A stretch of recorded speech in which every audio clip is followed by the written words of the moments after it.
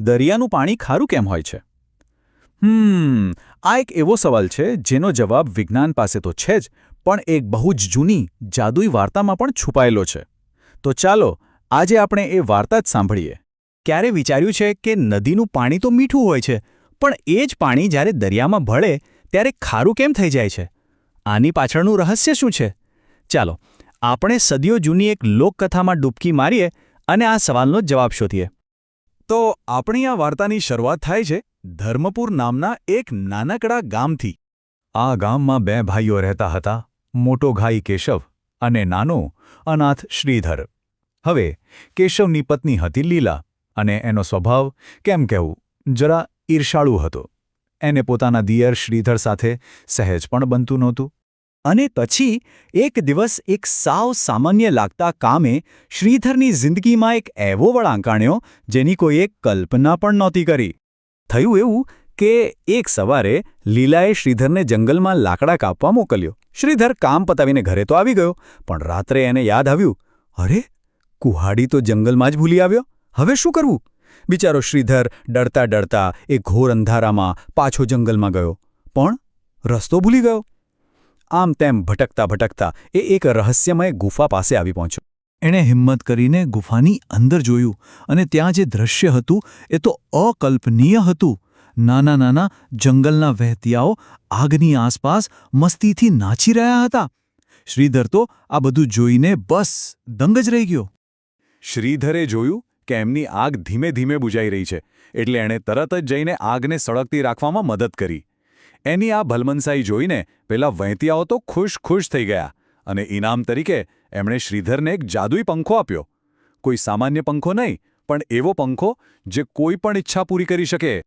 પણ આ જાદુઈ પંખા સાથે એક બહુ જ મહત્વની શરત હતી.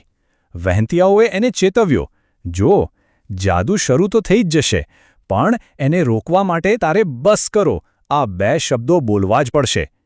આ વાત બરાબર યાદ રાખવા જેવી હતી, નહીં?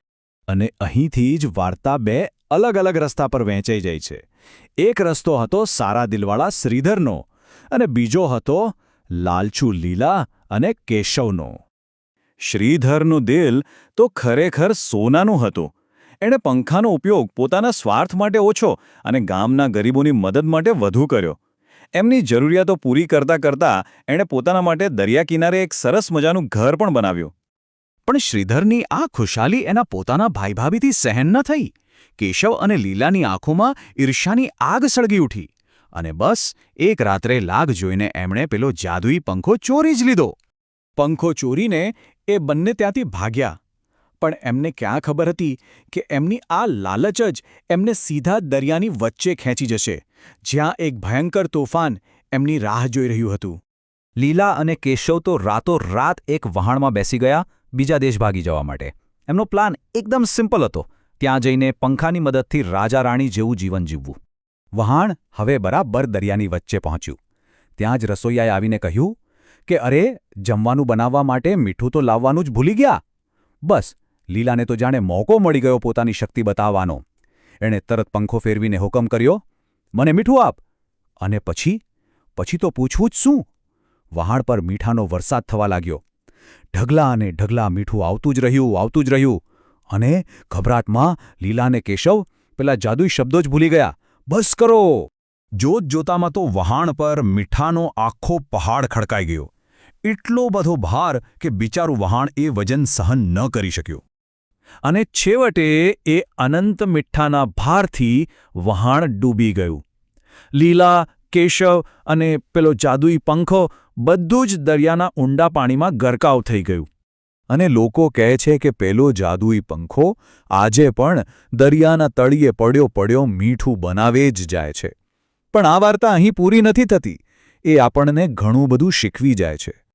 અને એટલે જ કહેવાય છે કે ત્યારથી લઈને આજ સુધી સમુદ્રનું પાણી ખારું જ રહ્યું છે, કારણ કે પેલો પંખો હજુ પણ પોતાનું કામ રોકી શક્યો નથી. તો આ વાર્તામાંથી આપણને બે મોટી શીખ મળે છે. પહેલી, કે અધૂરા જ્ઞાન સાથે મળેલી શક્તિનો ઉપયોગ કેટલું ખતરનાક સાબિત થઈ શકે છે. અને બીજી, કે લાલચ એક એવી આગ છે જે અંતે બધું જ બાળીને રાખ કરી દે છે. સાચી વાત છે ને?